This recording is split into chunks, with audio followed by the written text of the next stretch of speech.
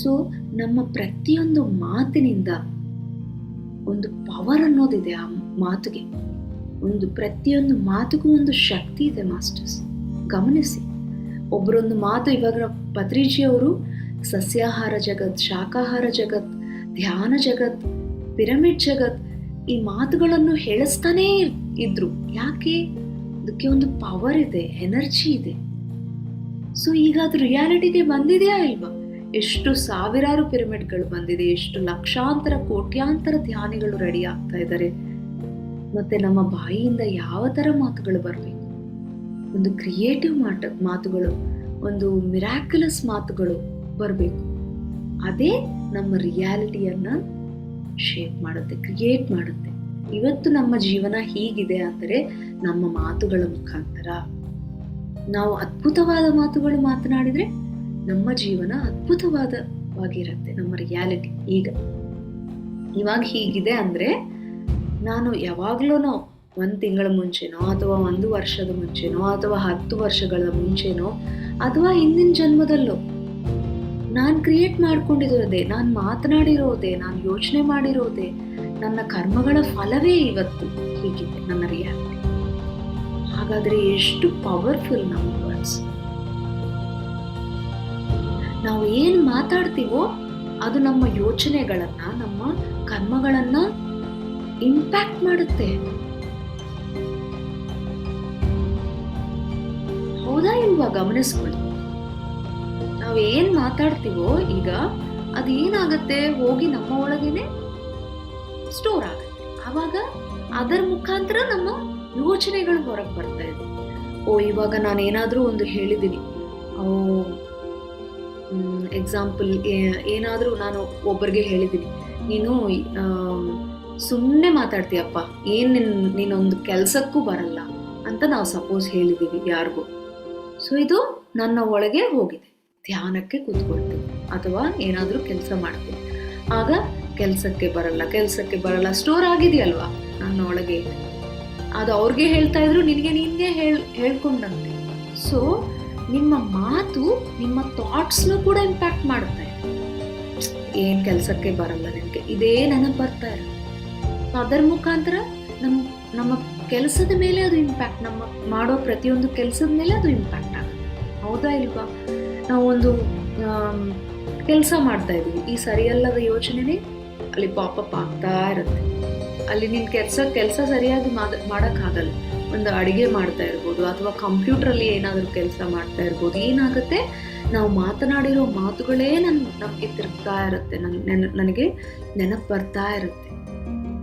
So ನಮ್ಮ ಬಾಯಿಂದ ಬರೋ ಮಾತು ನಮ್ಮ ಯೋಚನೆಗಳ ಮೇಲೆ, ನಮ್ಮ ಕೆಲಸದ ಮೇಲೆ, ಅಂದ್ರೆ ಆಕ್ಷನ್ಸ್, ನಮ್ಮ ಕರ್ಮಗಳ ಮೇಲೆ ಡೈರೆಕ್ಟ್ಲಿ ಇಂಪ್ಯಾಕ್ಟ್ ಇರುತ್ತೆ. ಅದರ ಪ್ರಭಾವ ಅನ್ನೋದು ಡೈರೆಕ್ಟ್ಲಿ ಇರುತ್ತೆ.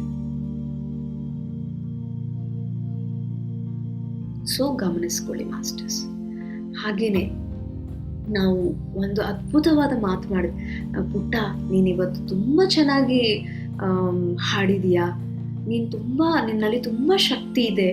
ಈ ತರ ಒಂದು ಸಕಾರಾತ್ಮಕವಾದ ಮಾತುಗಳು, ಪ್ರೋತ್ಸಾಹಕರವಾದ ಮಾತುಗಳು ಮಾತನಾಡಿದಾಗ ಏನಾಗತ್ತೆ, ಆ ಪಕ್ಕದಲ್ಲಿರೋರ್ಗೆ ಎಮೋಷನಲಿ ತುಂಬಾ ಸ್ಟ್ರಾಂಗ್ ಆಗ್ತಾರೆ, ಅವ್ರಿಗೆ ಕಂಫರ್ಟ್ ಆಗತ್ತೆ, ಹಾಯಾಗಿರ್ತಾರೆ. ನೆಕ್ಸ್ಟ್ ಟೈಮ್ ನಾನು ಇನ್ನ ಚೆನ್ನಾಗಿ ಪ್ರಾಕ್ಟೀಸ್ ಮಾಡ್ಬೇಕು, ಇನ್ನ ಚೆನ್ನಾಗಿ ಹಾಡ್ಬೇಕು, ಅಥವಾ ನಾನು ಇನ್ನ ಚೆನ್ನಾಗಿ ಓದಬೇಕು, ಇನ್ನ ಚೆನ್ನಾಗಿ ನಾನು ಹೈಯರ್ ಮಾರ್ಕ್ಸ್ ತಗೋಬೇಕು ಅನ್ನೋ ಪ್ರೋತ್ಸಾಹ, ಇನ್ಸ್ಪಿರೇಷನ್ ನಮ್ಮ ಮಾತುಗಳಿಂದ ಬರುತ್ತೆ.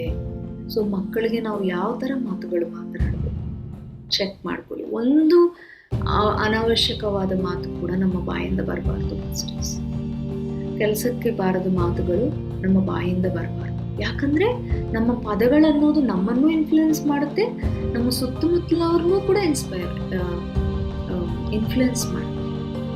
ನಮ್ಮ ಮಾತುಗಳು ಇನ್ನೊಬ್ಬರನ್ನ ಪ್ರೋತ್ಸಾಹ ಮಾಡ್ಬೋದು, ಒಂದು ಮೋಟಿವೇಟ್ ಮಾಡ್ಬೋದು.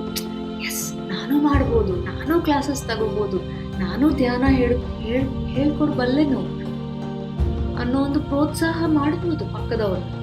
ಅದೇ ತರ ಡಿಸ್ಕರೇಜು ಮಾಡ್ಬೋದು, ಅವ್ರನ್ನ ಕೆಳಗೂ ಇಳಿಸ್ಬೋದು. ನಿನ್ಗೆ ಏನು ಮಾತಾಡಕ್ಕೆ ಬರಲ್ಲ, ಅಥವಾ ನಿನ್ಗೆ ಏನು ಧ್ಯಾನ ಹೇಳ್ಕೊಡ್ಲಿಕ್ಕೆ ಬರಲ್ಲ, ನಿನ್ಗೇನು ಓದೋದಕ್ಕೆ ಬರಲ್ಲ, ಈ ಥರ ಮಾತಾಡಿದ್ರೆ ಅವರು ತುಂಬ ಇನ್ನೊಂದು ಸತಿ ಬಾಯಿ ಬಿಟ್ಟು ಹೇಳಕ್ಕೂ ಆಗಲ್ಲ ಅವ್ರಿಗೆ. ಸೊ ಆ ಕರ್ಮ ನಮಗೇನೆ ಬರುತ್ತೆ ಮಾಸ್ಟರ್ಸ್. ಸೊ ನಮ್ಮ ಮಾತುಗಳಿಂದ ಇನ್ನೊಬ್ಬರನ್ನ ಚೆನ್ನಾಗಿ ಎಂಕರೇಜ್ ಮಾಡ್ಬೋದು ಅಥವಾ ಡಿಸ್ಕರೇಜು ಮಾಡ್ಬೋದು, ಕೆಳಗೇನೂ ಇಳಿಸ್ಬೋದು. ನಿನ್ನ ಕೈಯಿಂದ ಆಗತ್ತೆ, ನಿನ್ನ ಧ್ಯಾನ ಮಾಡಬಲ್ಲೆ, ಓಕೆ. ಇವತ್ತು ಯೋಚನೆಗಳು ಬಂದಿದೆಯಾ, ಪರವಾಗಿಲ್ಲ, ಅದು ಸಹಜ. ಯೋಚನೆಗಳು ಬರೋದು ಸಹಜ, ಈ ಮನಸ್ಸಿನ ಸಹಜ ಪ್ರವೃತ್ತಿ, ಅದು ಪರವಾಗಿಲ್ಲ, ಇಟ್ಸ್ ಓಕೆ. ಒಂದು ಕ್ಷಣ ಆದ್ರೂ ನಿನಗೆ ಯೋಚನಾ ರಹಿತ ಸ್ಥಿತಿ ಬಂದಿದೆಯಲ್ವ, ಸಾಕು, it's okay, you are in the right track, ಮಾಡು ನಿನ್ನ ಧ್ಯಾನ. ಈ ತರ ನಾವು ಸಕಾರಾತ್ಮಕವಾಗಿ ಪ್ರೋತ್ಸಾಹ ಮಾಡ್ಬೋದು. ಅಥವಾ ಬಿಡು, ನಿನ್ ಕೈಯಿಂದ ಆಗಲ್ಲ ಧ್ಯಾನ ಮಾಡಕ್ಕೆ ಅಂತನೂ ಹೇಳಿ. ನಮ್ಮ ಕೈಯಲ್ಲಿದೆ ಮಾಸ್ಟರ್ಸ್. ಈ ಮಾತು ಅನ್ನೋದಕ್ಕೆ ಅಷ್ಟು ಪ್ರಾಮುಖ್ಯತೆ ಇದೆ. ಅದಕ್ಕೆ ಪತ್ರಿಜಿ ಅಷ್ಟು ಒತ್ತಿ ಹೇಳ್ತಾ ಇದ್ರು, ಅಷ್ಟು ಕರೆಕ್ಟ್ ಮಾಡ್ತಾ ಇದ್ರು. ಒಂಚೂರು ತಪ್ಪು ಬಂದರೂ ಕೂಡ ಹೋಗ್ತಾ ಇರಲಿಲ್ಲ. ನನಗೆ ಸುಮಾರು ಸತಿ ಪತ್ರಿ ಸರ್ ಜೊತೆ ಇದ್ದಾಗ, ನಾನು ಸರಿಯಾಗಿ ಮಾತಾಡದೇ ಇದ್ದಾಗ ತುಂಬ ಒಂದು ಐಸ್ನ ತುಂಬ ಏನಂತ ಹೇಳ್ಬೋದು, ದೊಡ್ಡದು ಮಾಡಿ ಹಿಂಗೆ ನೋಡ್ತಾ ಇದ್ರು. ಅವಾಗ ನನಗೆ ಅರ್ಥ ಆಗ್ತಾ ಇತ್ತು, ಓ ನಾನು ಸರಿಯಾಗಿ ಮಾತಾಡಿಲ್ಲ, ನಾನು ಎಲ್ಲಿ ಸರಿಪಡಿಸ್ಕೋಬೇಕು, ಅಥವಾ ಅರ್ಥ ಆಗ್ಲಿಲ್ಲ ಅಂದ್ರೆ ನಾನು ಎಲ್ಲಿ ಸರಿಪಡಿಸ್ಕೋಬೇಕು ಚೆಕ್ ಮಾಡ್ಕೊಂತಾನೇ ಇರ್ತಾ ಇದ್ದೆ. ಸಾಧ್ಯವಾದಷ್ಟು ನನ್ನ ಮಾತನ್ನ ಕಡಿಮೆನೆ ಮಾಡ್ಬಿಟ್ಟೆ. ಸೊ ಚೆಕ್ ಮಾಡ್ಕೋಬೇಕು ಮಾಸ್ಟರ್ಸ್. ಯಾಕಂದ್ರೆ ನಾವು ಒಂದು ಮಾತು ಮಾತಾಡಿದೀವಿ ಅಂದ್ರೆ ಅದು ರಿಯಾಲಿಟಿಗೆ ಬಂದ್ಬಿಡುತ್ತೆ, ಅದು ಮ್ಯಾನಿಫೆಸ್ಟ್ ಆಗ್ಬಿಡುತ್ತೆ. ನಾವು ಒಂದು ಬಾರಿ ಒಂದು ಎಕ್ಸ್ಪೆರಿಮೆಂಟ್ ಮಾಡಿದ್ದೀವಿ ನಮ್ಮ ಮನೆಯಲ್ಲಿ. ಒಂದು ಮನೆಯಲ್ಲಿ ರೈಸ್ ತಗೊಂಡಿದ್ದೀವಿ, ಒಂದು 3 ಜಾರ್ಸ್ ಇಟ್ಟಿದ್ದೀವಿ. ಒಂದು ಜಾರ್ನಲ್ಲಿ ಈ 3 ಜಾರ್ಸಲ್ಲಿ ಕೂಡ ರೈಸ್ ಈಕ್ವಲ್ ಕ್ವಾಂಟಿಟಿ ಹಾಕಿದ್ದೀವಿ. ಒಂದು ಜಾರ್ ಮೇಲೆ ಐ ಲವ್ ಯು ಅನ್ನೋ ಎಲ್ಲ ಪಾಸಿಟಿವ್ ಪದಗಳನ್ನು ಬರೆದು ಸ್ಟಿಕ್ಕರ್ ಅಂಟಿಸಿದ್ದೀವಿ. ಇನ್ನೊಂದು ಡಬ್ಬಿಯಲ್ಲಿ ಏನೂ ಹಾಕಲಿಲ್ಲ. ಇನ್ನೊಂದು ಡಬ್ಬಿಗೆ ಎಲ್ಲ ನಕಾರಾತ್ಮಕ ಪದಗಳನ್ನ ಹಾಕಿದ್ವಿ. You are unworthy, you are worst fellow, you are dirty, you are fit for nothing, ಈ ಥರ ನಕಾರಾತ್ಮಕ ಪದಗಳನ್ನ ಬರ್ತಿದ್ದೀವಿ. ಸೊ ಆ 3 ಸ್ವಲ್ಪ ಡಿಸ್ಟೆನ್ಸಲ್ಲಿ ಇಟ್ಟಿದ್ದೀವಿ.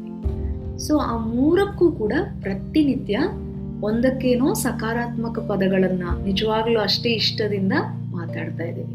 ಆ ಗ್ಲಾಸ್ ಜಾರನ್ನ ಇಟ್ಕೊಂಡು ಇನ್ನೊಂದು ಗ್ಲಾಸ್ ಜಾರ್ಗೆ ನಾವೇನು ಟಚ್ ಮಾಡ್ತಾ ಇಲ್ಲ, ಅದರ ಕಡೆ ಗಮನ ಕೂಡ ಕೊಡ್ತಾ ಇಲ್ಲ. ಇನ್ನೊಂದು ಜಾರ್ಗೆ ನಕಾರಾತ್ಮಕ ಪದಗಳನ್ನು ಬಳಸ್ತಾ ಬಂದ್ವಿ.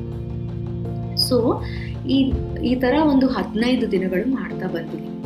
ಆಗ ಆ ವೈಟ್ ರೈಸ್ ಅನ್ನೋದು ಸ್ವಲ್ಪ ಲೈಟ್ ಅಂದ್ರೆ ಲೈಟ್ ಯೆಲ್ಲೋಯಿಶ್ ಕಲರ್ ಆಗಿತ್ತು. ಈ ಸಕಾರಾತ್ಮಕ ಪದಗಳನ್ನ ನಾವು ಹೇಳ್ತಾ ಇರೋ ಜಾರ್, ನಾವು ಏನೋ ಹೇಳ್ದೆ ಐಡಲ್ ಇದೆಯಲ್ವಾ, ಅದಕ್ಕೆ ಕಪ್ಪಾಯ್ತು ಸ್ವಲ್ಪ. ಇನ್ನೊಂದು ಜಾರ್ಸ್ ನೆಗೆಟಿವ್ ಆಗಿ ಮಾತಾಡ್ತೀವಲ್ವಾ, ಅದು ತುಂಬಾನೇ ಫಂಗಸ್ ಬಂದ್ಬಿಟ್ಟು ಕಪ್ಪಗಾಗೋಯ್ತು, ಬ್ಲ್ಯಾಕ್ ಕಲರ್, ನೋಡ್ಲಿಕ್ಕಾಗಲ್ಲ ಆ ತರ ಆಗೋದು. ಸೊ ನಮ್ಮ ಮಾತಿಗೆ ಅಷ್ಟು ಪವರ್ ಇದೆ ಮಾಸ್ಟರ್ಸ್. ಏನಿದೆ ಅನ್ಕೋಬಹುದು ನಾವು, ಬಟ್ ನಮ್ಮ ಮಾತುಗಳಿಗೆ ಅಷ್ಟು ಇಂಪ್ಯಾಕ್ಟ್ ಇದೆ. ಸೊ ನೀವು ಕೂಡ ಟ್ರೈ ಮಾಡ್ಬೋದು ಇದನ್ನು. ಮಕ್ಕಳಿಗೂ ಕೂಡ ನಾವು ಒಂದು ಎಕ್ಸ್ಪೆರಿಮೆಂಟ್ ಮಾಡ್ದಂಗೆ ಆಗತ್ತೆ. ಸೊ ಈ ತರ ಮಾಡ್ಬೋದು. ಸೊ ಏನ್ ನಾವು ಮಾತಾಡಿದ್ರು ಕೂಡ ಅದು ಮ್ಯಾನಿಫೆಸ್ಟ್ ಆಗ್ಬಿಡುತ್ತೆ ಮಾಸ್ಟರ್ಸ್. ನಮ್ಮ ಜೀವನದಲ್ಲಿ ನಮ್ಗೆ ಏನ್ ಬೇಕೋ ಅದು ಮಾತಾಡೋಣ.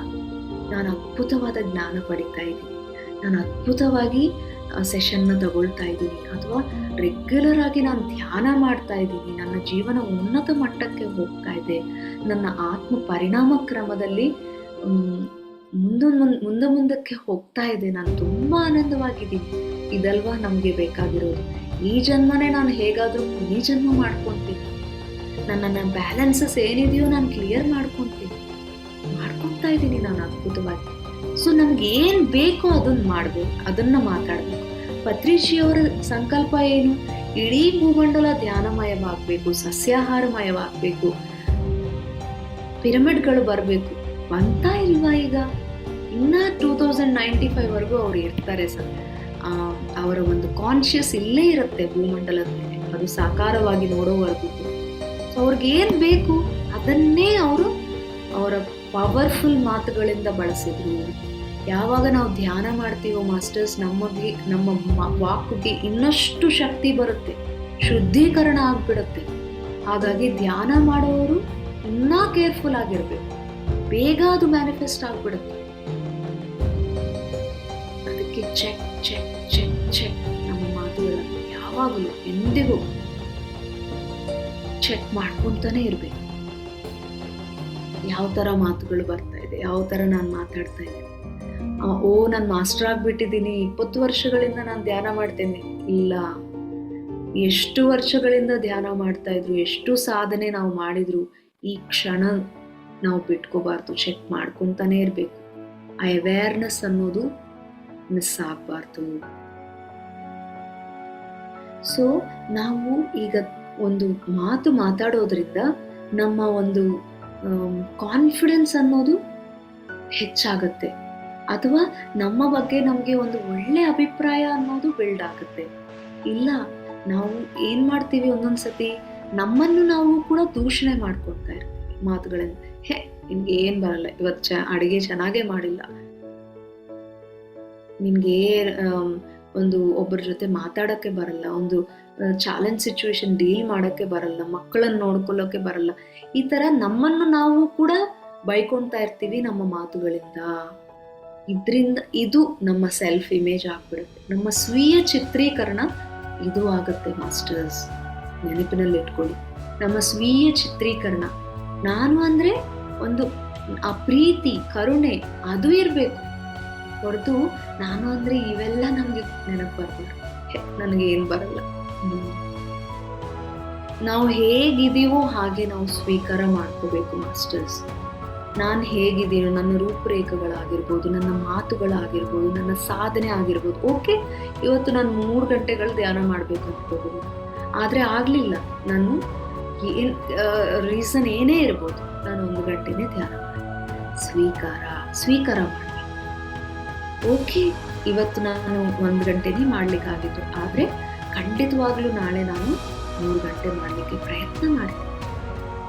ಇದು ಸ್ವೀಕಾರ ಮಾಡಿದಾಗ ನಾಳೆ ಅದನ್ನ ಉನ್ನತೀಕರಣ ಕಡೆ ಹೋಗೋದಕ್ಕೆ ಸಾಧ್ಯ. ಇಲ್ಲ ಅಂದ್ರೆ ಸೊ ನಮ್ಮ ಬಗ್ಗೆ ನಾವು ಕೂಡ ಸರಿಯಾದ ಮಾತುಗಳನ್ನ ಬಳಸ್ಕೋಬೇಕು. ನಮ್ಮ ಮೇಲೆ ನಮ್ಗೆ ಕರುಣೆ ಇರಬೇಕು ಮಾಸ್ಟರ್ಸ್. ಸೊ ನಮ್ಮ ಸ್ವೀಯ ಚಿತ್ರೀಕರಣ ಕೂಡ ಅದ್ಭುತವಾಗಿ ನಾವು ಮಾಡ್ಕೋಬೇಕು.